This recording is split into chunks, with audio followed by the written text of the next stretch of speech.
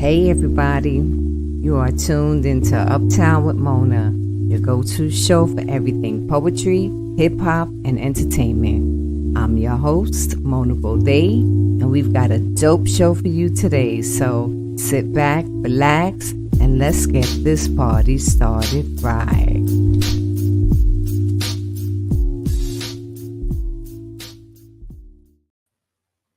Hey, what's going on, everybody? It's your girl Mona B here for another exciting episode of Uptown with Mona. I'm so happy to see y'all. I'm so happy to be here. So before we get started, I want to welcome everybody to Uptown with Mona. We meet every Monday, 7 p.m. on YouTube, Facebook, and Instagram. And again on Thursday at 6 p.m. on withoutwarningradio.com. If you'd like to donate to Uptown with Mona, my cash app is money sign Uptown with Mona. If you have an interesting story or you want to be interviewed on my show, hit me up on uptownmona@gmail.com. Also, December 16th, 2024, if you're in the New York area, at Comedy in Harlem on 147th Street and St. Nicholas Avenue at 7 p.m., The Naughty List, a Mocha Lounge reunion. And if you remember Mocha Lounge or ever went to Mocha Lounge, you know that Mocha Lounge was the spot for erotic poetry. So that day it'll be going down, honey. We're having a Mocha reunion, and it's going to be hot and steamy. All erotic poetry all night. We'll have games, we'll have a question and answer. It's gonna be dope.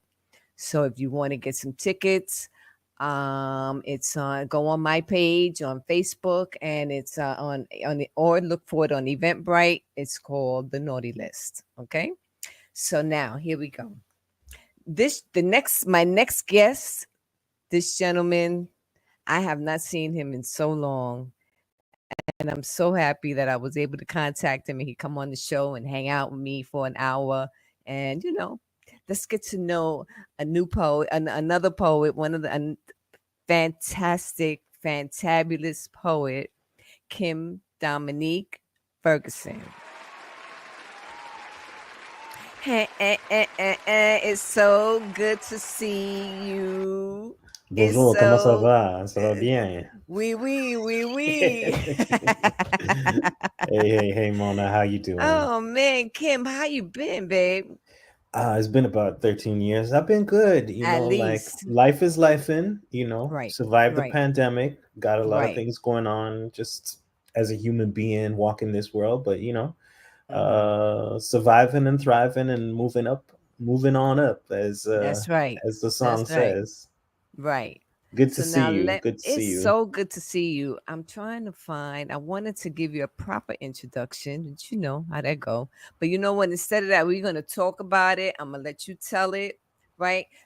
My show is called Uptown with Mona, and I ask you 16 questions. We call it 16 bars. All right, let's Okay? go. Let's get So it. before we get started, I always like to ask my guests, how was your day? How's your weekend going? Everything all right? Oh man, that's a great question. This weekend was amazing.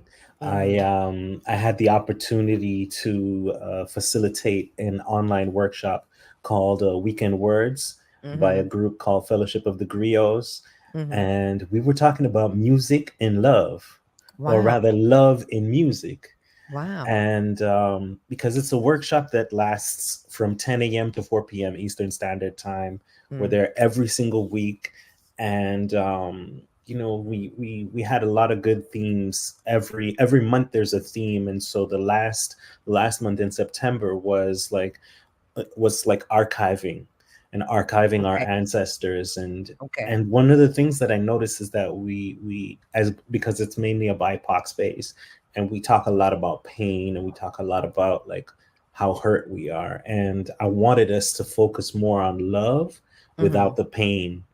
And it was a really amazing workshop. Shout outs to Al Latif and Donnie, the two people who created this space. Mm-hmm. um because like I wasn't sure how people would take it, because my first prompt had to do with Chocolate High by India Arie and Music Soul Wow. Child.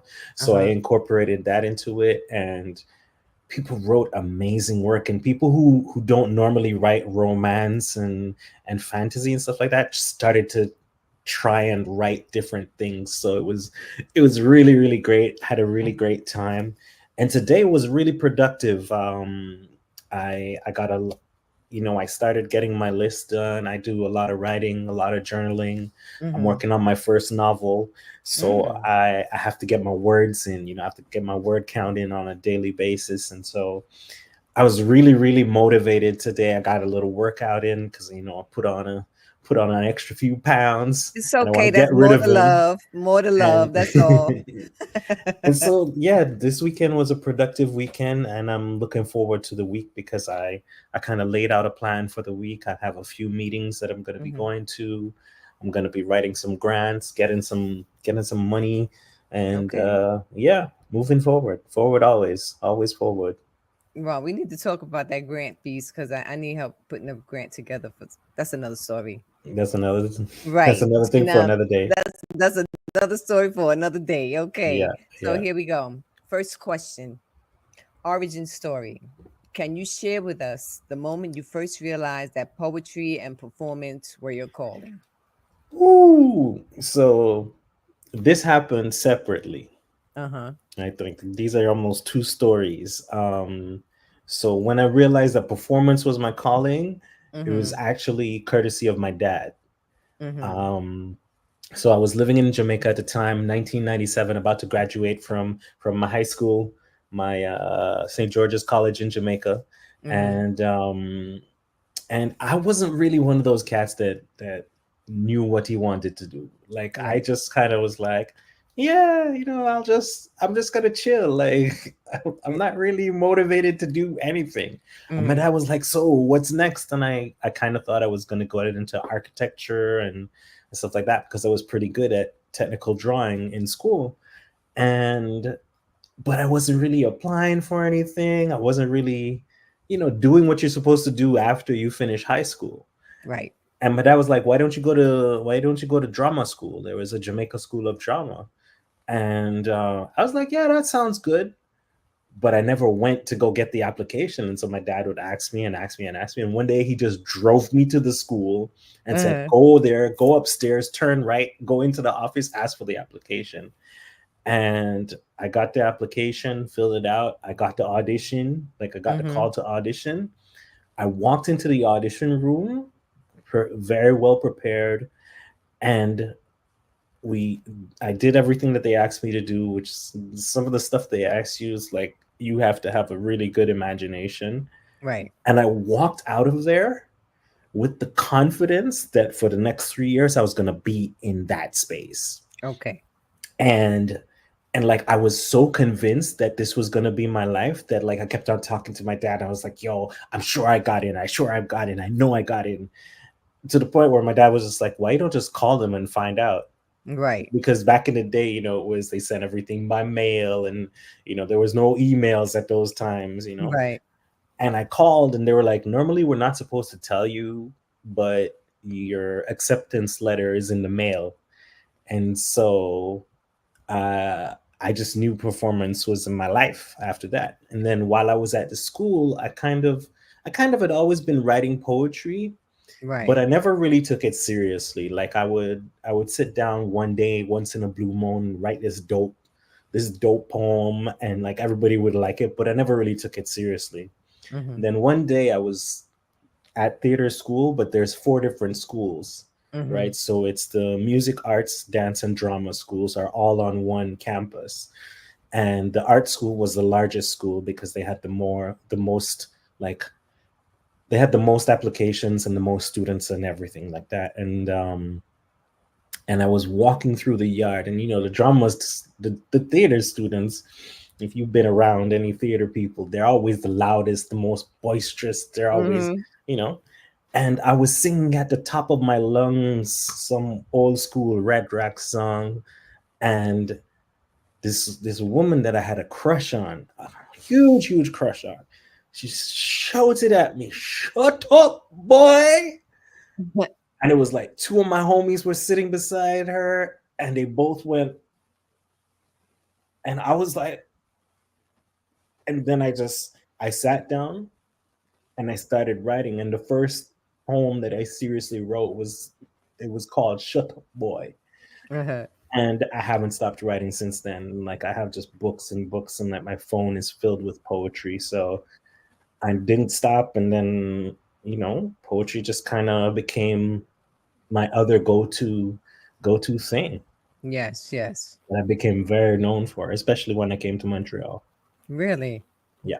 Huh. And whatever happened to the girl? Uh, Did she ever kind of like see you? Or mm-mm. no? She Well, never like saw you. we were friends, Uh-huh. but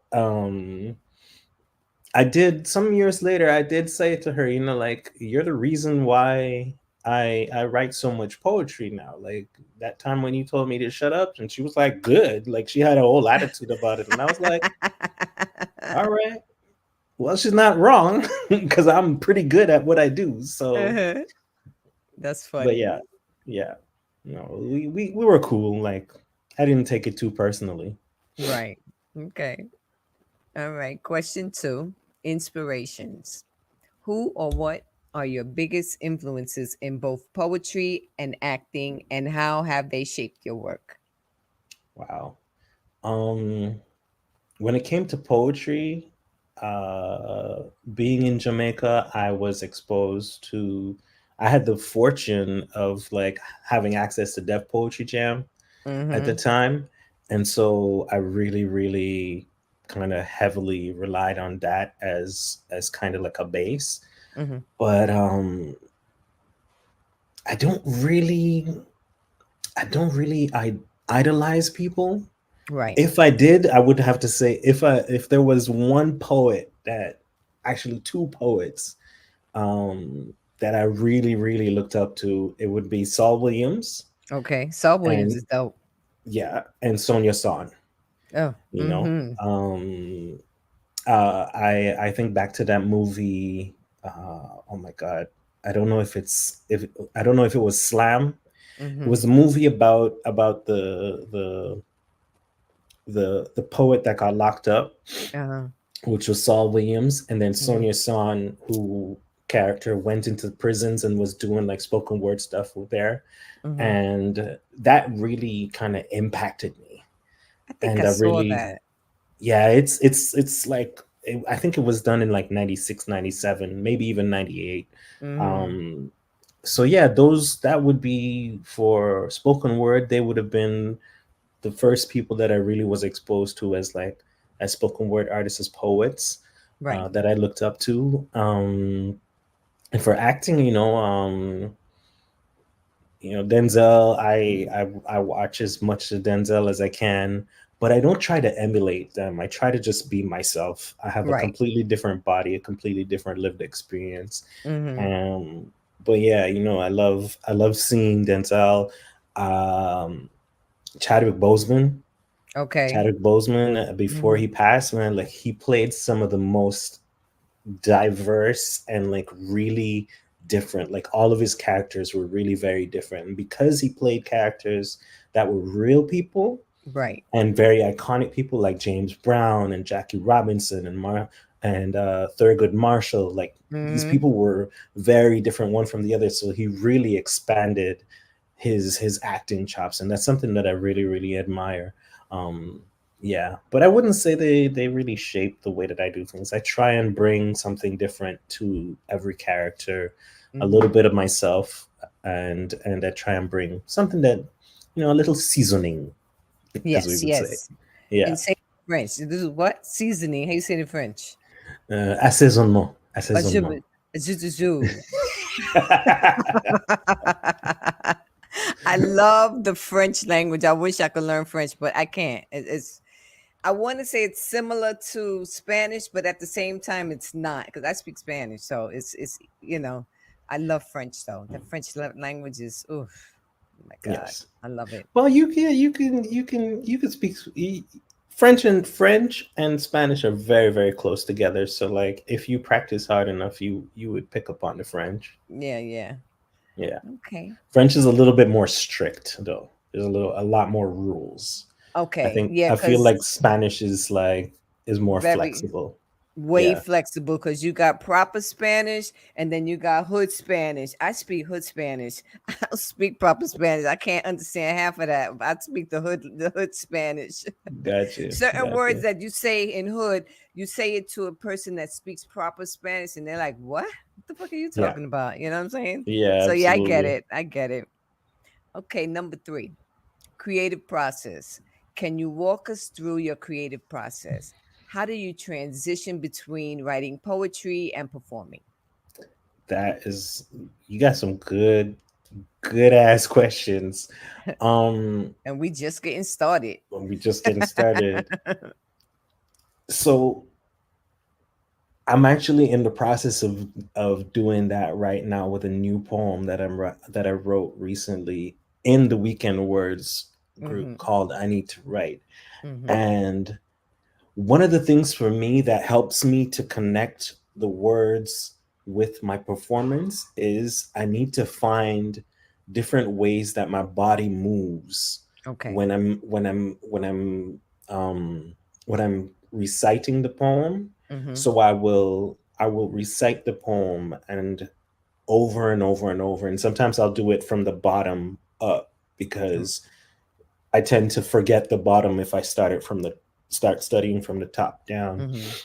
That's And what I smart. do is That's really smart. it was my homie Greg Frankson, who's a national slam champion and the founder of an amazing company here in Canada, that gave me that tip. And so what I do is as I say the words, Mhm. I try to make it manifest in my body in Okay. different ways. So if there's something going on, like um, I have like a poem that goes, "How dare you speak as if I was less than you?" So I do the speak Uh-huh. with my hand, and I put my hand down as if I was less than down, uh, Okay. as if I was less than you. How dare you speak as if I was, and then I do beneath you.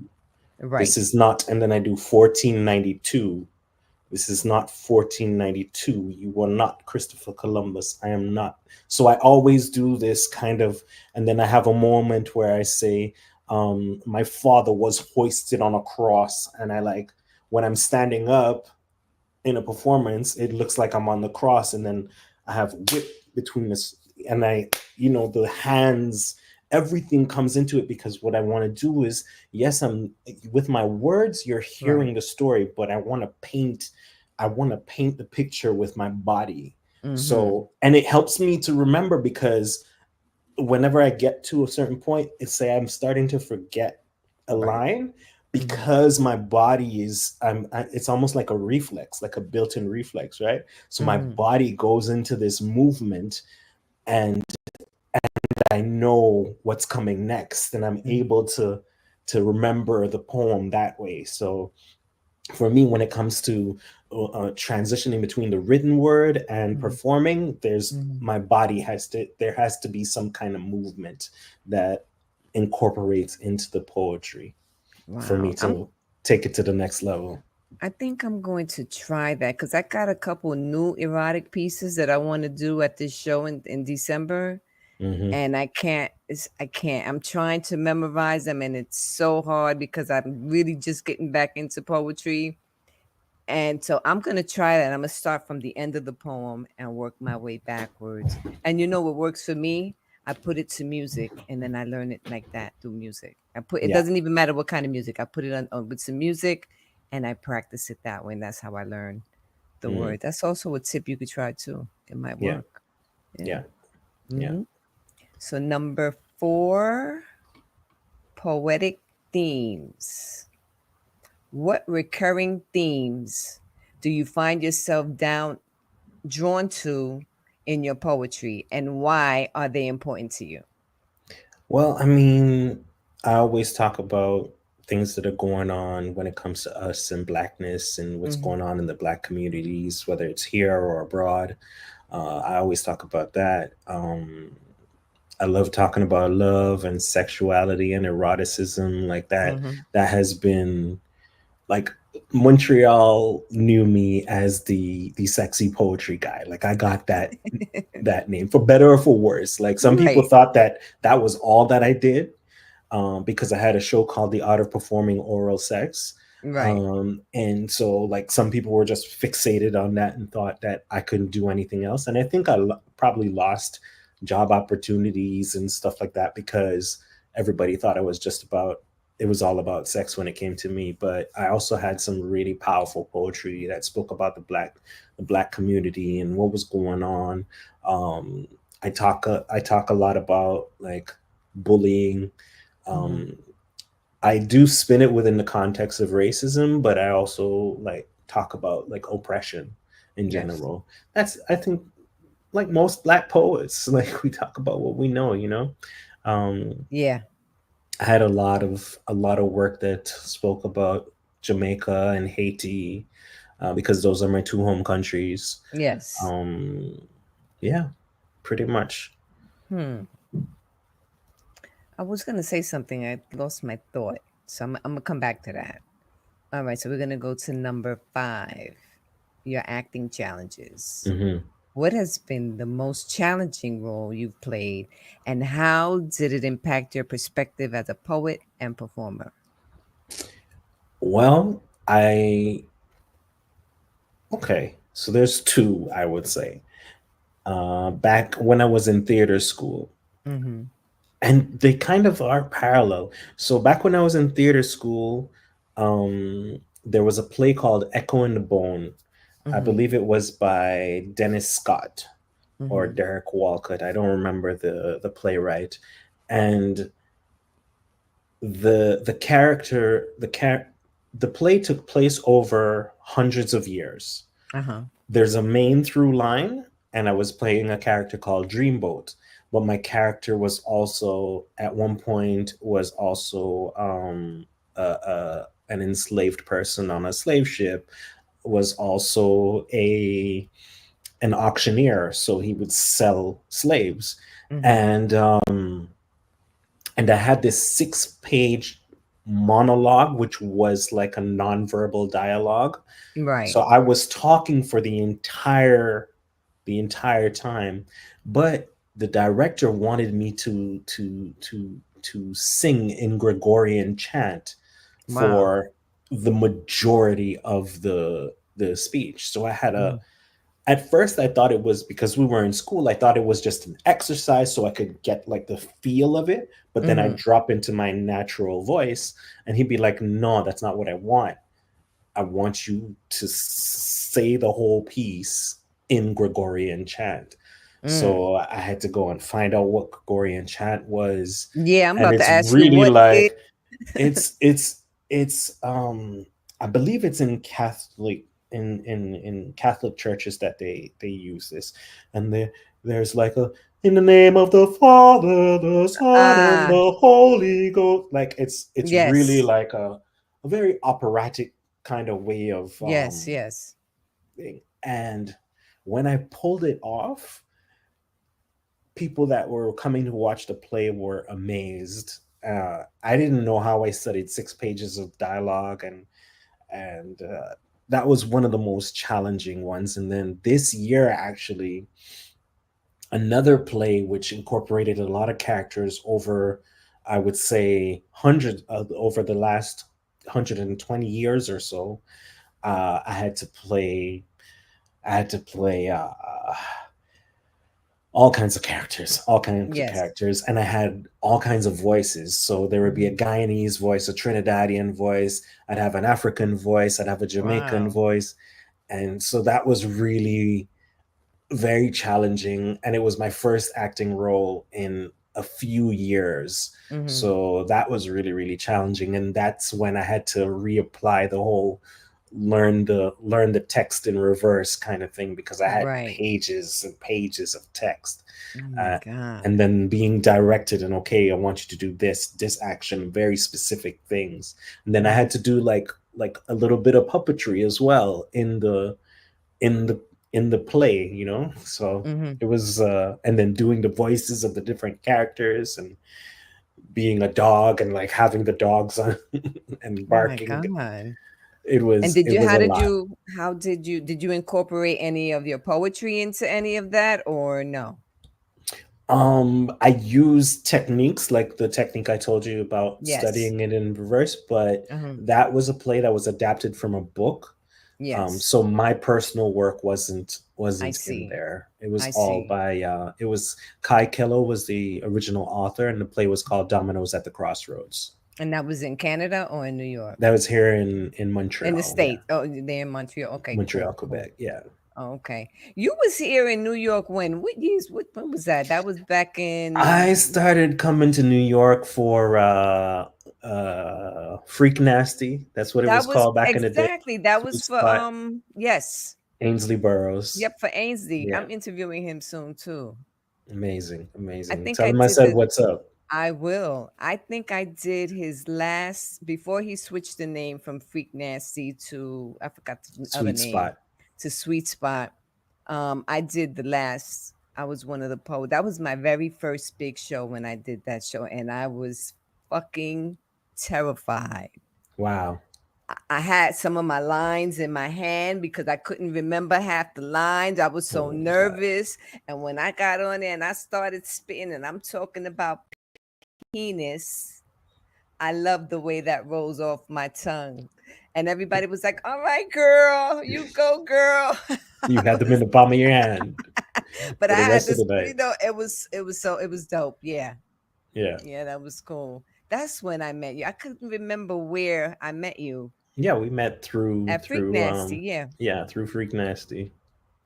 Well, hopefully you can come out for Mocha Lounge in December. We're having a Mocha reunion December 16th. So I'll send you the information. Hopefully Yeah, you can send it come to out. me. Mm-hmm. Yeah. All right. So number 6, mentorship. As a mentor, what qualities do you believe are most important for aspiring poets and actors to develop? I would say some of the most important qualities is flexibility, Mm-hmm. adaptability. Mm-hmm. Um, as a poet, you need to be able to to have enough poems either studied or if even if you're a page poet that you know how to read, to be able to adapt to your audience, Mm-hmm. um, to be able to also, one of the things is you need to live in the moment of the poem. So Mm. even if you have a poem that's 20 years old, when you perform it in front of an audience, that audience needs to feel like that thing just happened yesterday or it just happened this morning. You know, that's That's another thing. You know, like poets, like I find that some poets are like, "Oh my God, I performed this poem like 100,000 times. I don't want to do it no more."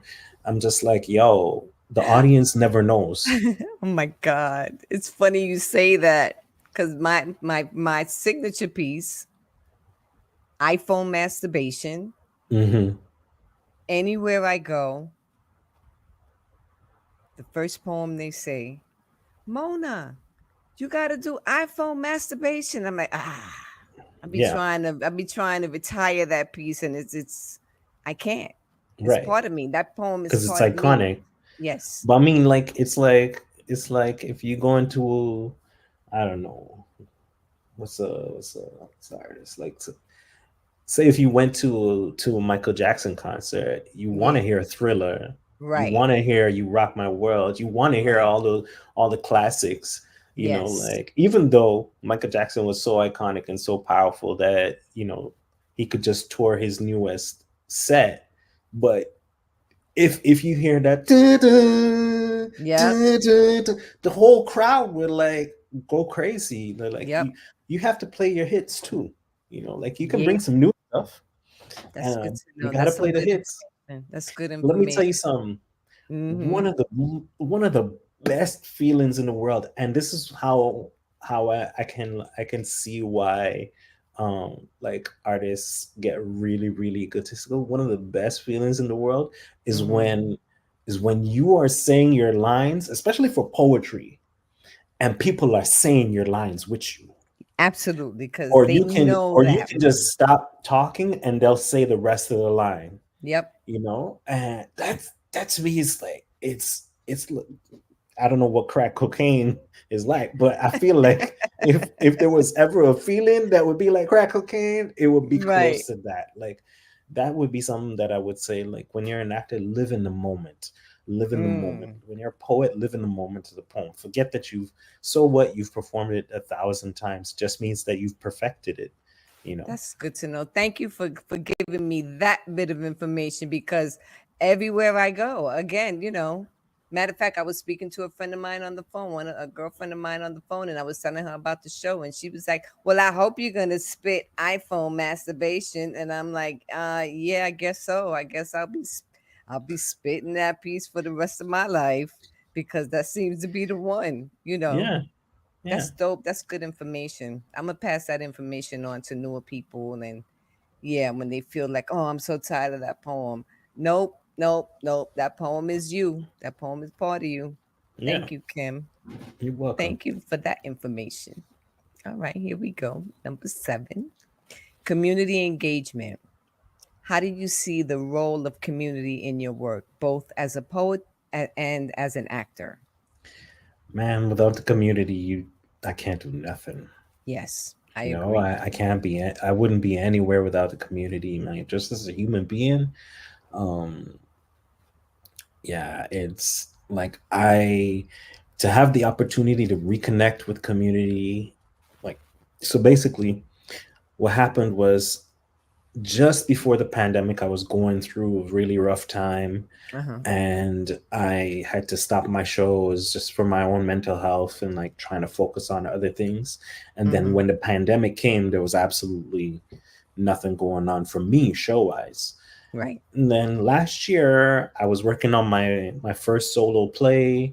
I was getting, I had to do a stage reading as part of the grant that I received, Uh huh. and the bug bit me again. It was like, okay, it's time to start producing. Stop fucking around. Like let's get back on that boat and start moving. Right. And excuse me. And I realized that because I was so disconnected from community for almost 7 years, Mm-hmm. I really had to rebuild myself back up.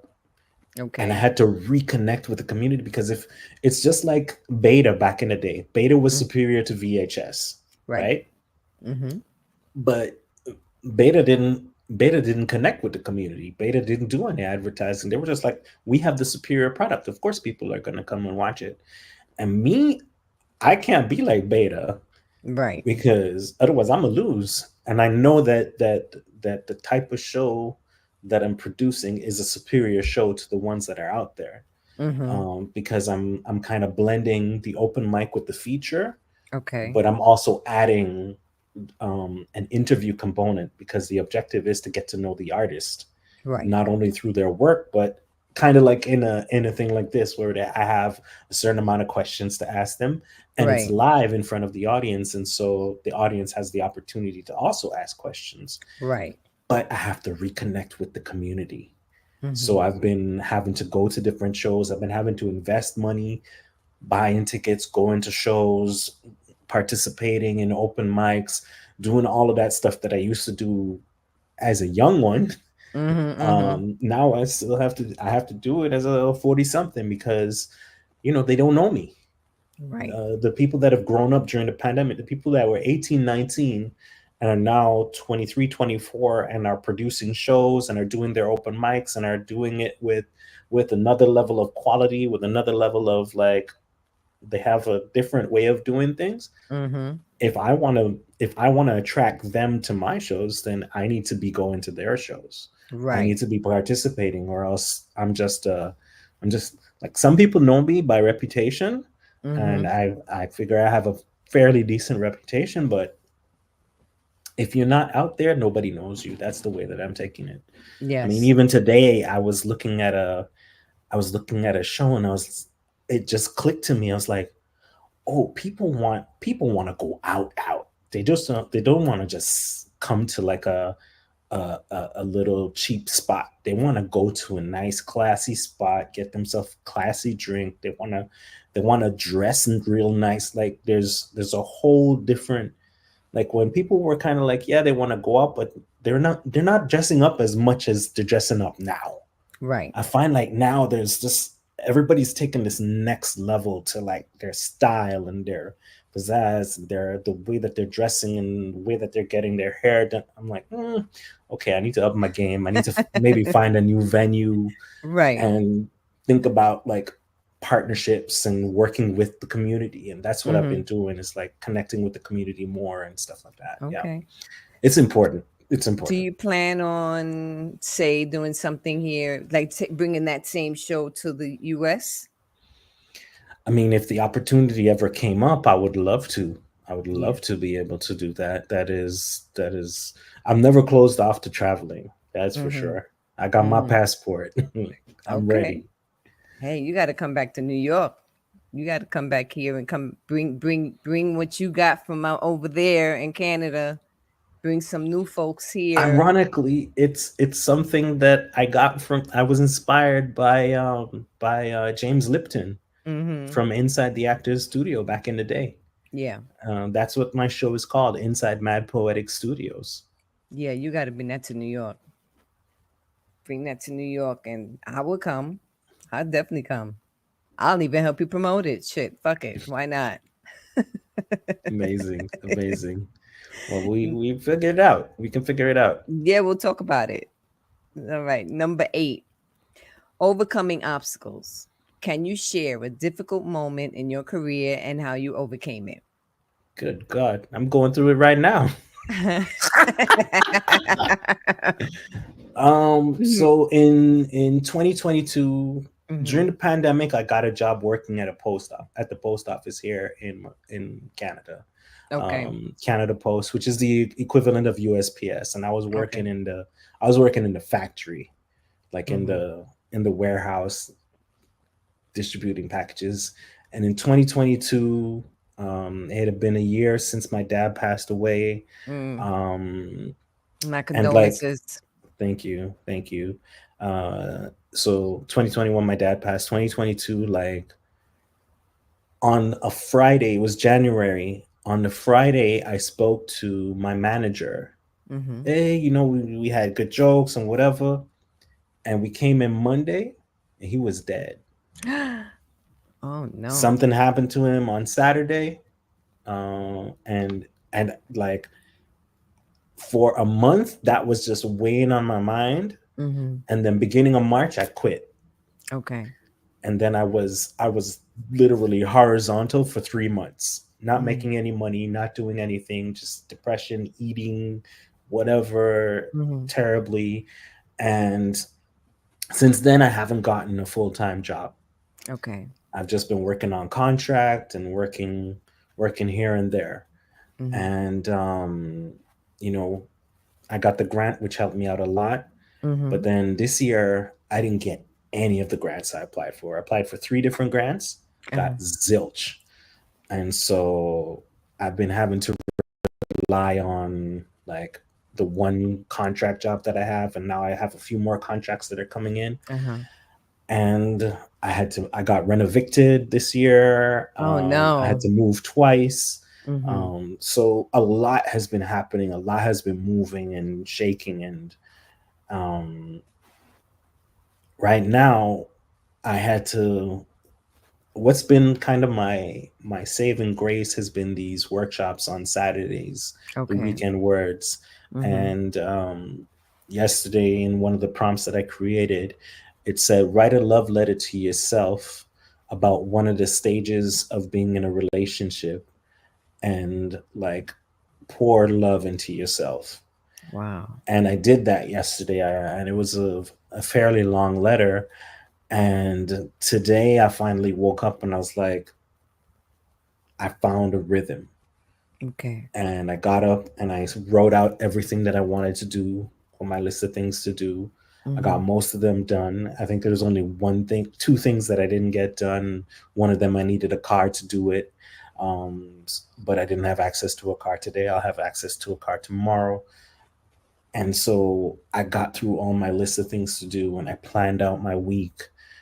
And it's like just one step at a time. Stop punishing myself. Pour love Right. into myself. Like Right. that's something that we don't often do. We tend to punish ourselves a lot. I remember reading I don't know if it was the Four Agreements or anyhow, it was one of those two books from Don Miguel Ruiz, and he said human beings are the only creatures on the planet that punishes themselves 1,000 times for the same mistake. Mm-hmm. And so I have to cultivate this thing of like stop punishing yourself for something that you did a week ago, a month ago, a year ago, 10 years ago. Like stop punishing yourself for that, because Yes. that's how we develop sicknesses and illness, and that's how our Yep. body starts to degrade. Yep. Two things So I yeah. want before we go to the next question. Hmm. Believe me when I tell you, God is setting you up for something great. Believe me, He I is believe setting you up for something great. I believe So that. everything that's going on right now is all part of that process. Yeah. You know Yeah. what I mean? Yeah, I kind of absolutely. live with that in order to like, instead of like, oh my God, life is over or whatever, it's like, nope, something's coming. Yeah. Let me get through this because I know something's coming. Yeah. And the second thing I wanted to ask you, can you spit a little bit of that poem that you wrote this weekend? A few lines of that Th- one. this weekend, The one you wrote, the love letter to yourself. okay, Give me a let me few just lines of that. open it up real quick. Where did I put it? Over here. Yesterday. It'd be great. I just want to hear a couple of the lines of that love poem so you can see for yourself that you are definitely in the right direction. All right. So it wasn't a poem. It was more of Just a. just right. I want to hear two or three lines of that letter that you wrote to yourself. Okay. All right. This is the near the ending. Mm-hmm. I've been half crazy because of love. I've been searching for love, but without having filled my own cup, without having realized that the person I need to love is me. So I begin.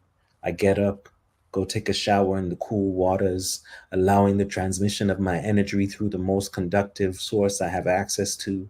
Then I Mm-hmm. lather myself up in my homemade shea butter body butter. I slip into a pair of my most comfortable pants and a nice shirt, slip on my sweater that reminds me of dad, keeps him close, my Mm. socks and shoes, and I step out, head downtown. No plan, no structure, just on a mission for some food, a movie, and loving on me, whatever shape or form that takes. Yep. Just keep loving on you. It's gonna happen. So Yeah, yeah, yeah. that's And my my, therapy. That's my therapy session for the day, bro. yeah, All right, that's, where we that. at? Number 9. Performance versus writing. Hmm. How do you balance the different demands of poetry and acting, especially when it comes to emotional expression? So I write regularly. Mm-hmm. I'm I write every day in some way, shape, or form. Like I said before, I'm working on my first novel, so that's part of my writing practice.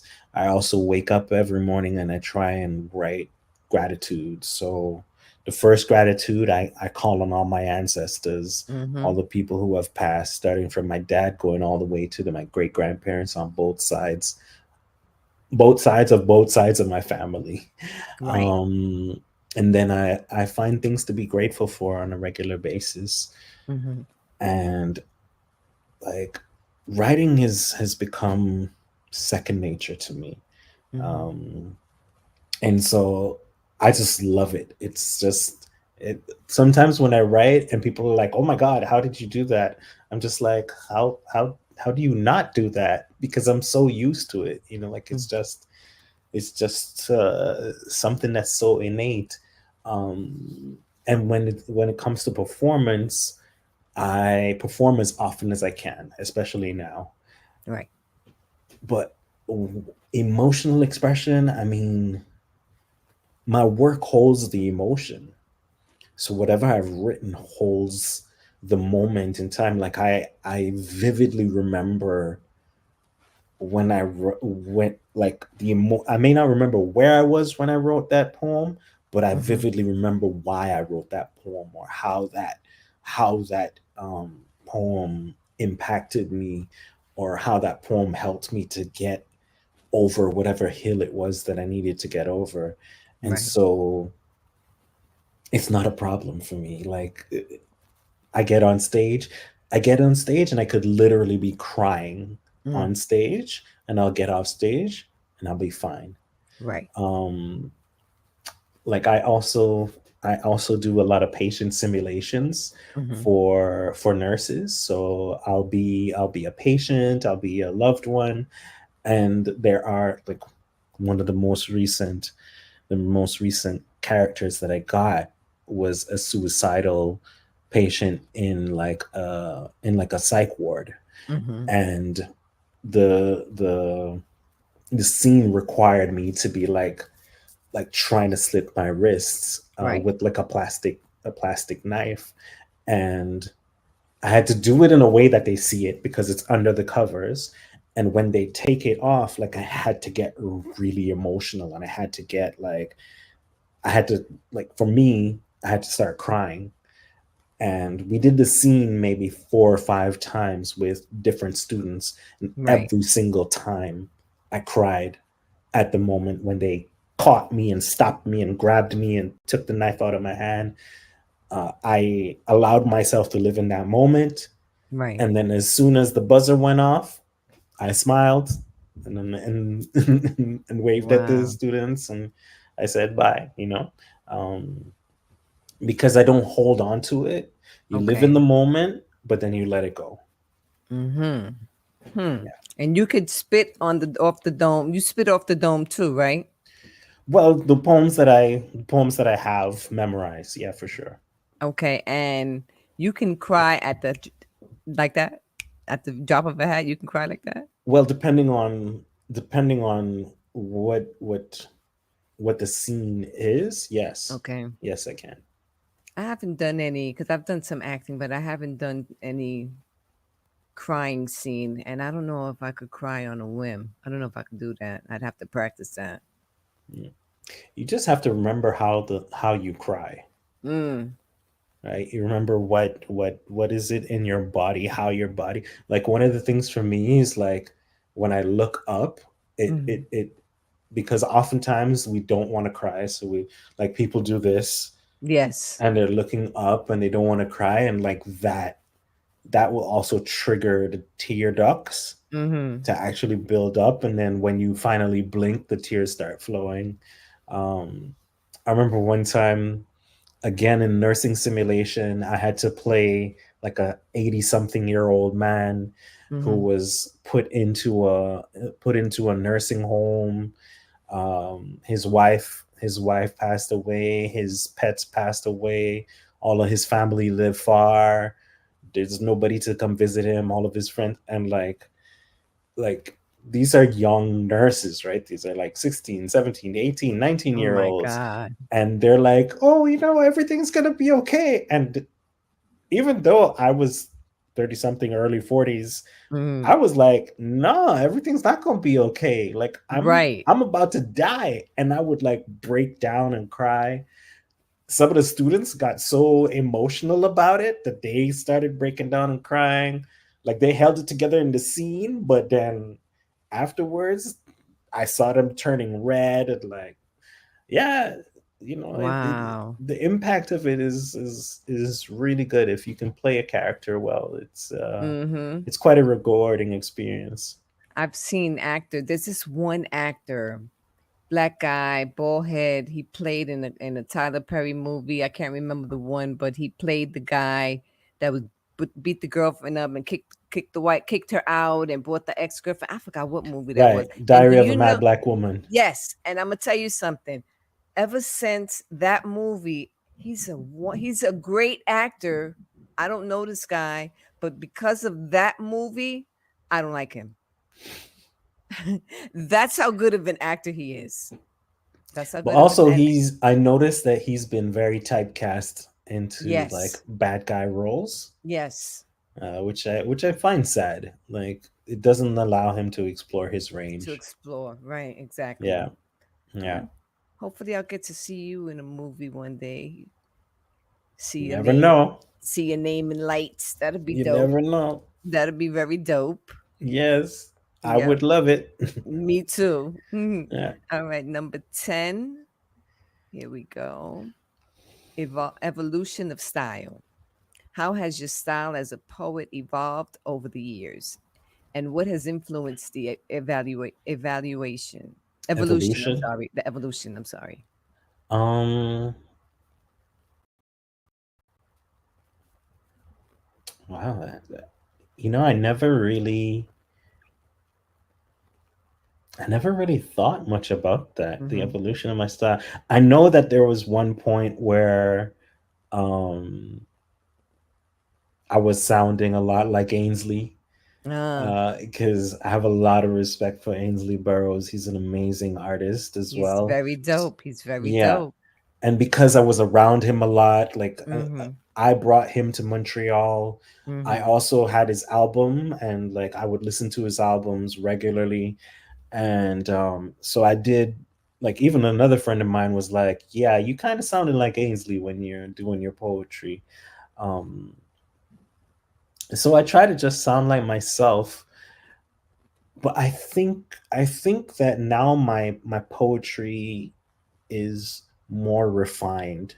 I Okay. think before it was a little bit all over the place, Mm-hmm. but I think my poetry is more refined, and there's a lot more intentionality in my words. I mean, not to say that before there wasn't intentionality, Mm-hmm. but I think I'm using words that hit different, and that hit in a much deeper place than before. Maybe I was using more regular words. Okay. Now I'll be writing a poem and I'll be like, no, I don't want to say blood. I want to say what the blood is made of. So I want to say Okay. leukocytes and erythrocytes. Like Mm-hmm. so I'll be on my computer looking up what is the word? What is That's blood made dope. of? That's a You dope way know? to put. That's a dope way to do to do a description during a poem. That's dope. Yeah.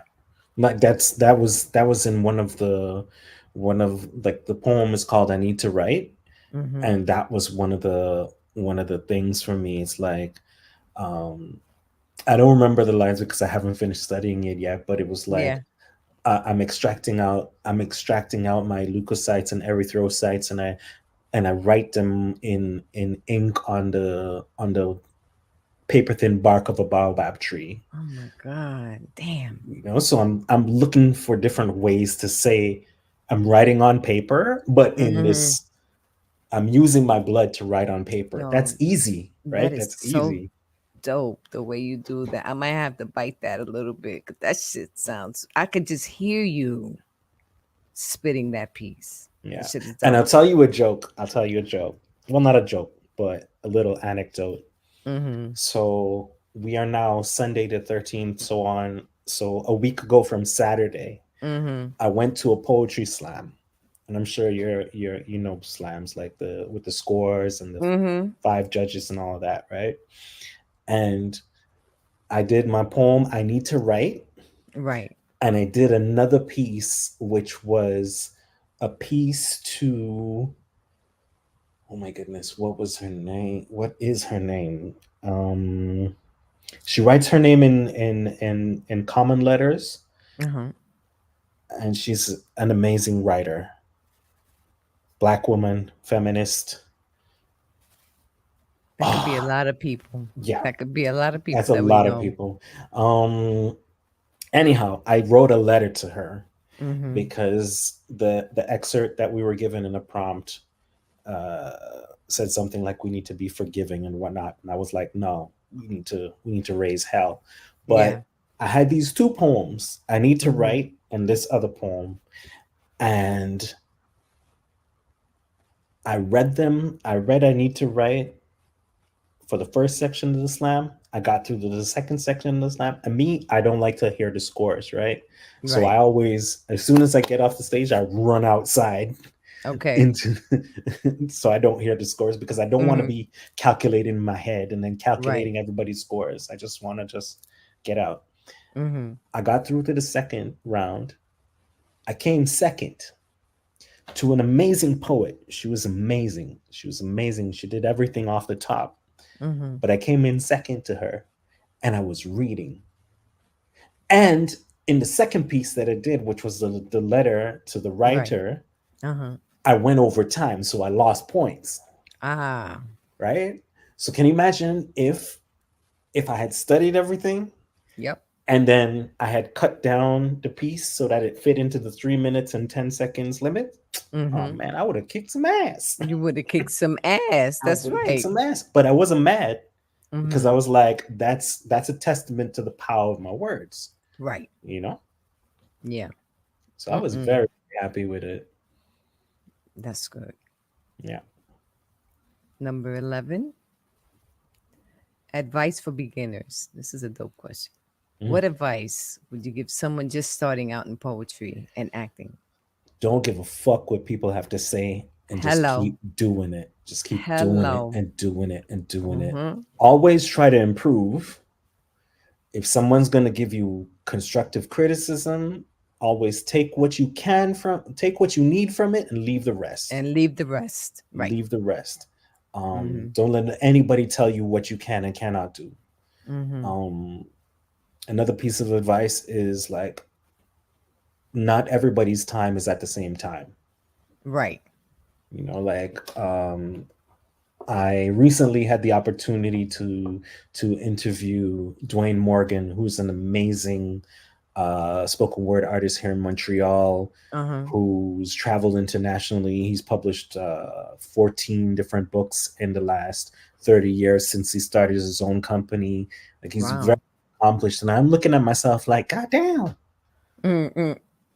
where's my first book of poetry? Like I haven't put it out yet. And I'm just like, but his journey is his journey. Right. His journey is not my journey. Mm-hmm.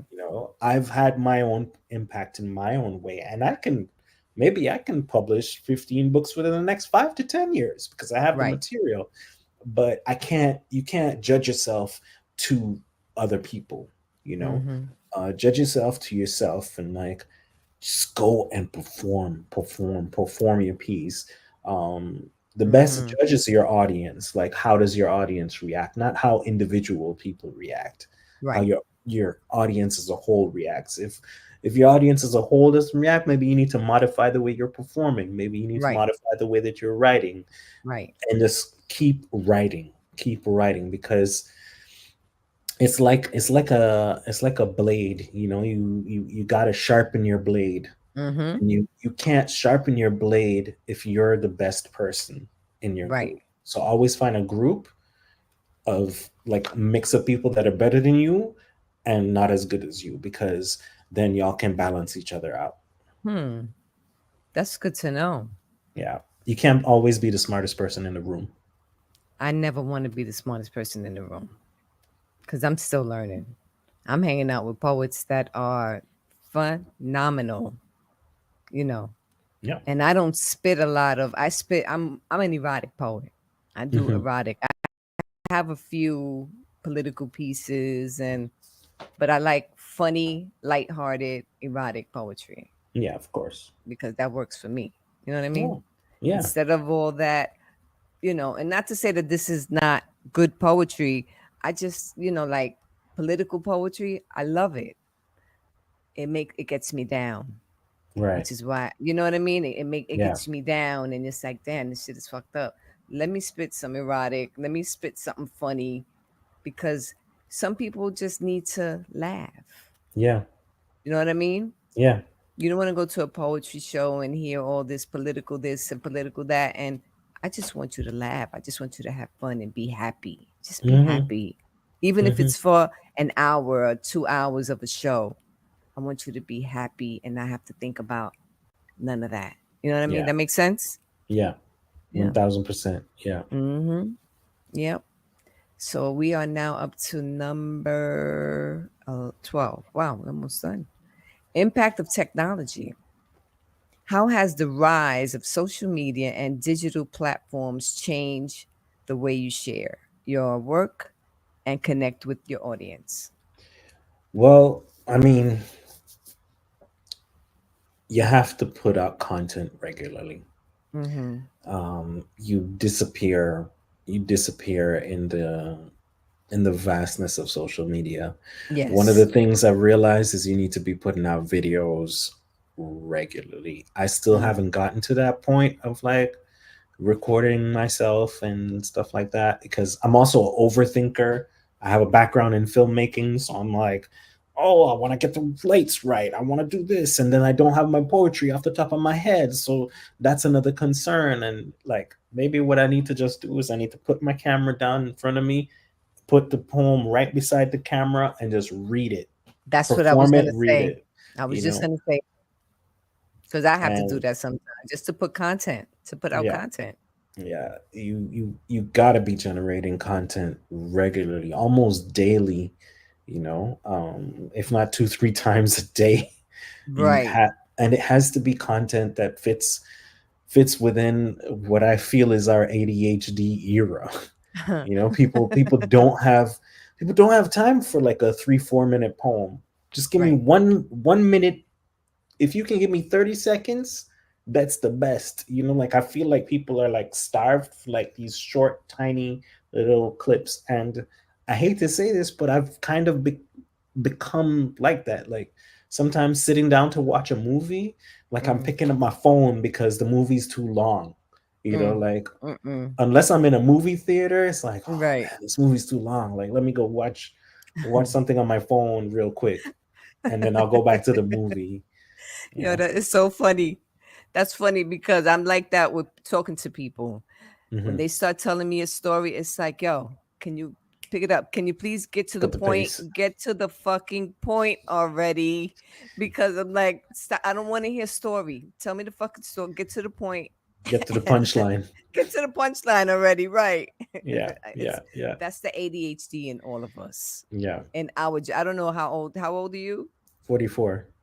Oh, I'm a little older than you. I'm 58. I'm 58. So I be people be talking and I'm looking at them like and I'm thinking, can you just shut the fuck up and hurry up and get to the point? I got So time for this shit. right. I don't want to hear this whole fucking book. Can you just get to the point?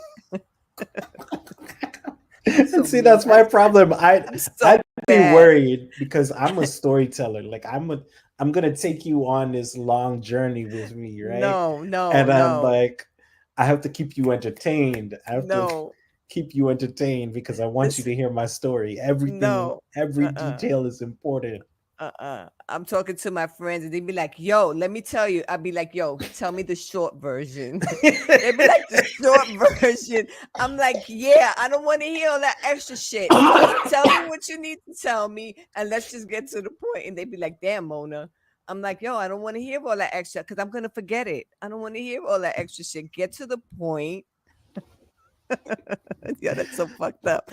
I am so fucked It up. is what it is, man. It is what it is.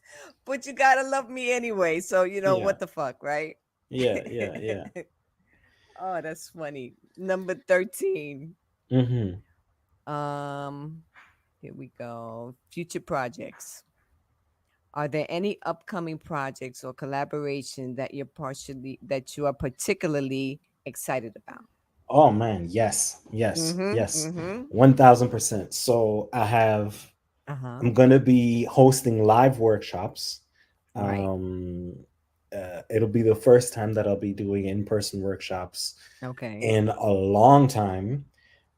And this is like specifically for poetry, and I've been commissioned to do 4 weeks, once a week, every Saturday, 3 hours. Mm-hmm. I don't know how many people we're going to have in the workshop. I don't know if it's going to be 10, 15, 20 people, Mm-hmm. but and the objective is we're going to do two weeks. It's going to be more writing and sharing, and then the last 2 weeks is going to be performance performance based Okay. workshops, Mm-hmm. because the objective is to get these folks writing a piece that they want to perform. Right. So that's one thing. I kind of revamped my novel that's coming up. But a couple weeks ago, I saw a buddy of mine at the nursing simulations, Yes. and as we were walking out to leave, we came up with a project that where is tentatively called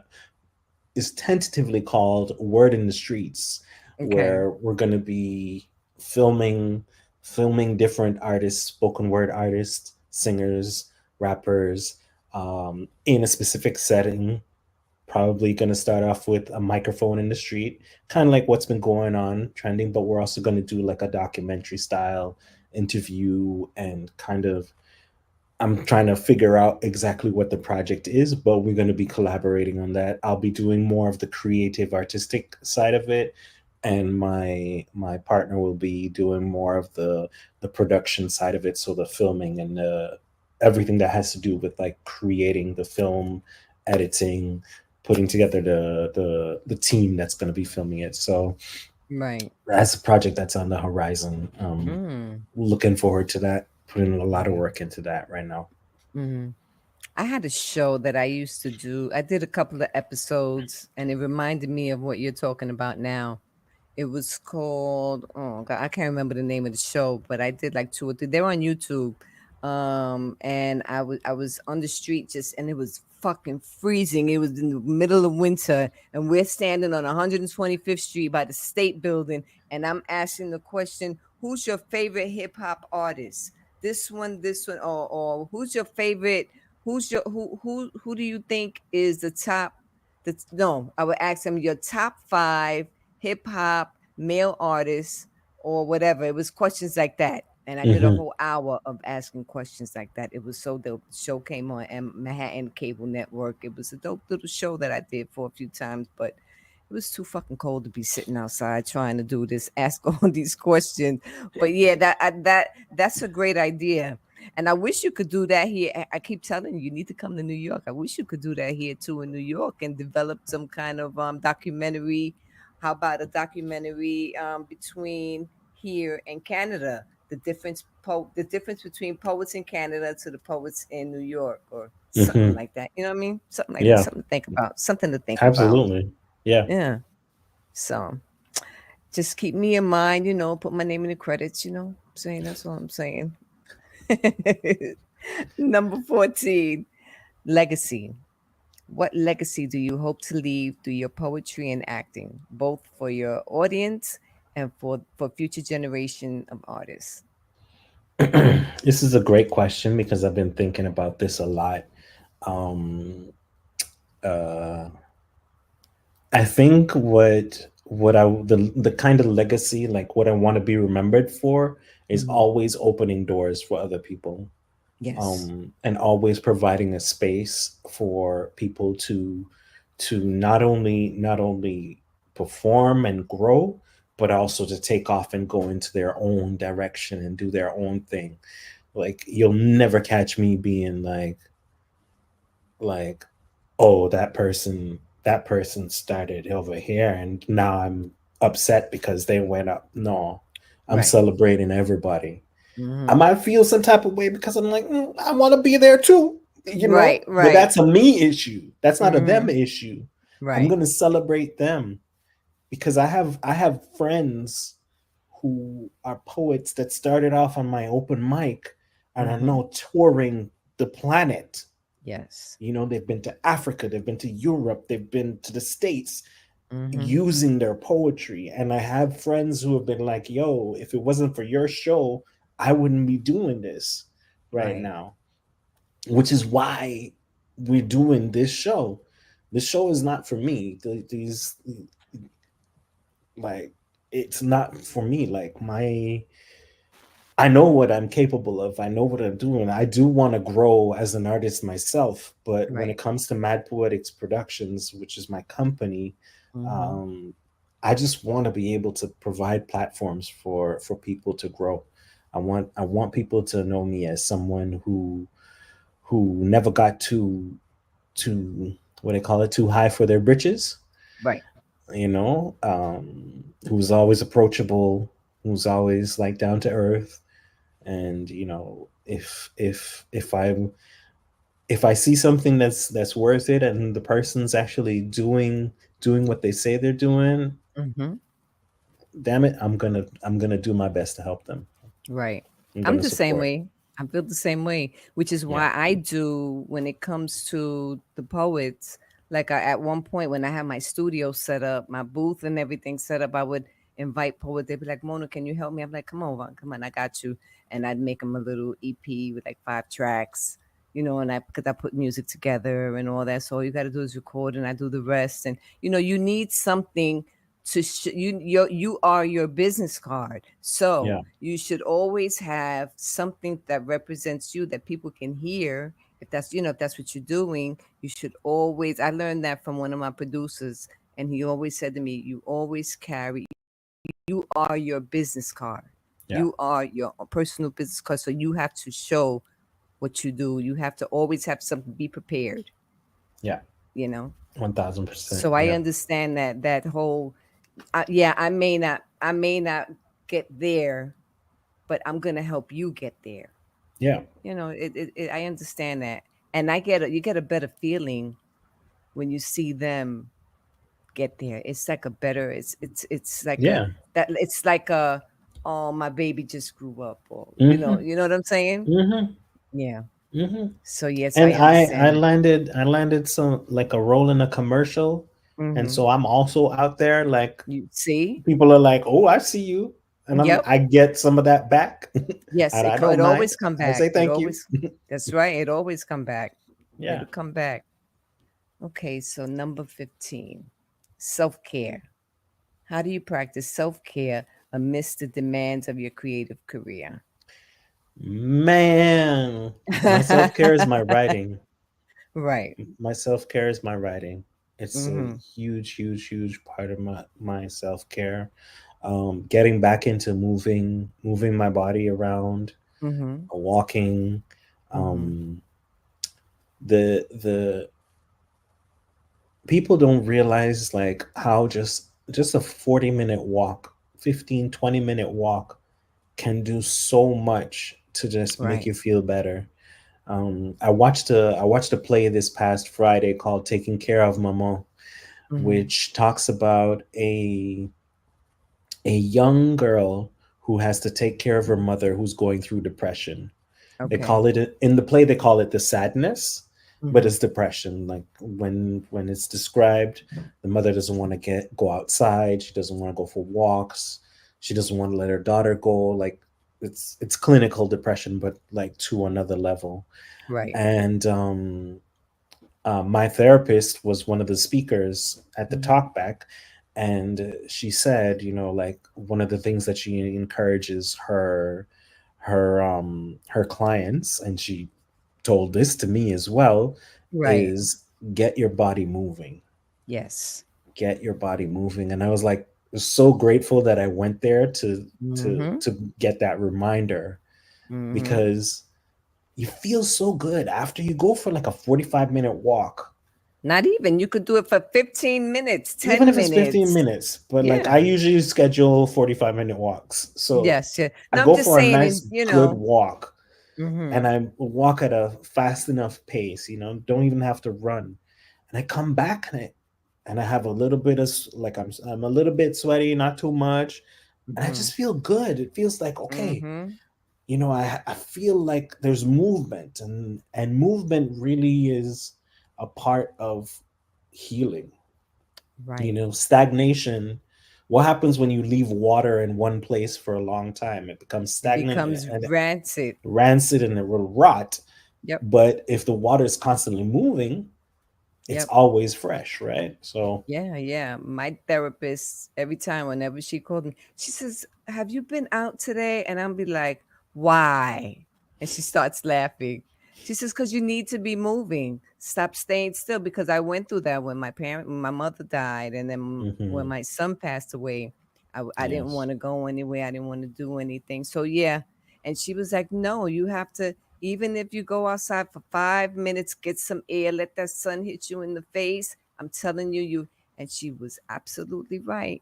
So I make 1000%. it my business to, even if I go outside, and I live in Harlem, so it's always something to do in Harlem. Yeah. I'll when I don't feel like going anywhere, I make myself get up and I'll go to 125th Street, walk across to the east side, and I walk back. I got my exercise for the day. I got to see some people on the way, and it kind of made my attitude like, that was Yeah. good. I'm glad I Mm, did that.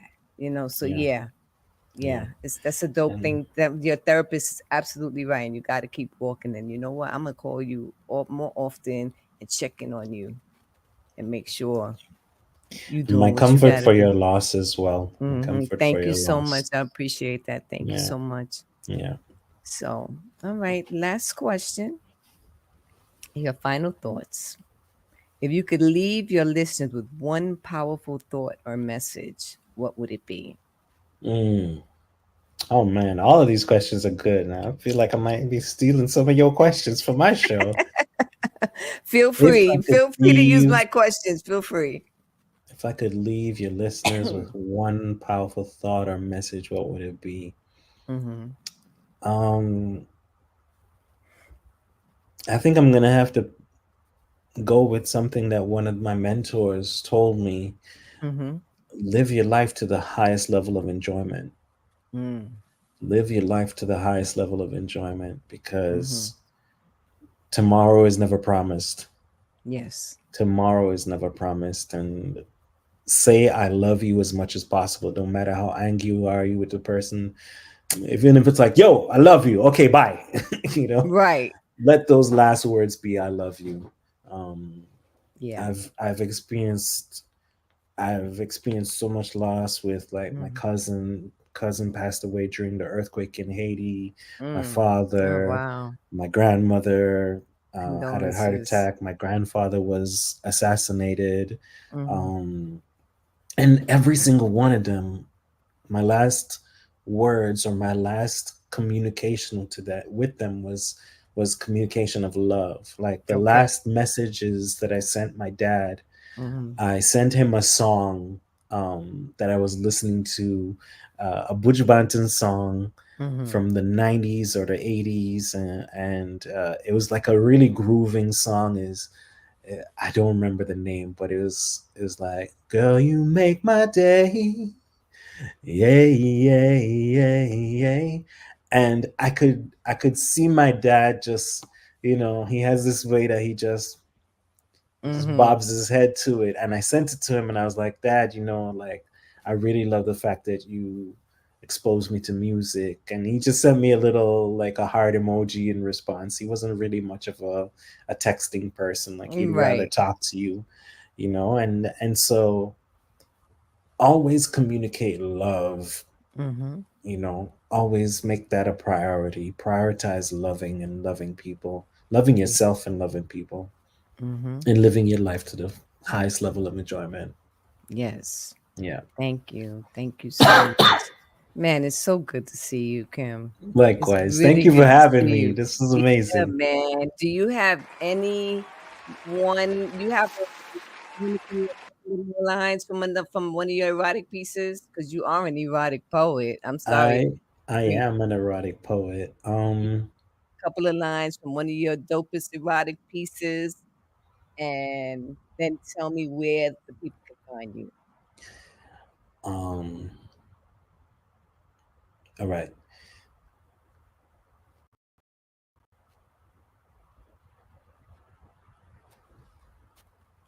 Will you marry me? Say yes or say absolutely. Hmm. The honeymoon. I want to make love to you. No, I'm going to fuck you like the tip of my magnificent manhood is made of molten malleable metal, and the top of your innermost womb is a magnet. I'm feeling kind of sadomasochistic right now, so baptize me, Jesus of Nazareth, and fill the skin from my flesh to flesh, from my bone the bone, from my marrow the marrow, from my soul, and then tease me. Super soak me in your feminine juices, because thy gnosis have to stimulate your clitosis and have you tasting like Reese's Pieces turned into chocolate pudding, cause I love my chocolate pudding. Hmm.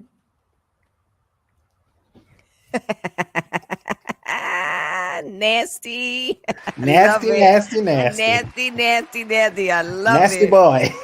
Da, da, da, da. Right. So where can they find you? People can find me on Instagram mostly at Mm-hmm. Mr. KD Ferguson, at MRKD Ferguson. Also, if people are interested in finding out what my organization is, Mad Poetics, what we're doing, we put up we regularly put up the videos of the different people on the open mic, the interviews. So it's at Mad Poetics, which is one word, MADPOETIX. Mad Okay. Poetics, on Yes. Instagram, on Facebook, on Twitter as well. Yes. Okay. Thank you. Thank you Thank you so so much, much for babe. having Thank me. you so much. And it's always great to see you. We need to stay in touch more. Call me anytime. You know, you need me to come to Canada. I'll come hang out in Canada and get on that mic up there and spit some nasty. Yeah, It's good to yeah. see you, baby. I will Thank talk you so soon. much for having me. You are This so was, welcome. I'm so glad that your post just came up in my feed at that moment. Yeah. You put out a post asking for erotic poets, and I was just like, Hmm. yo, what's up? What are we doing? Right. Right.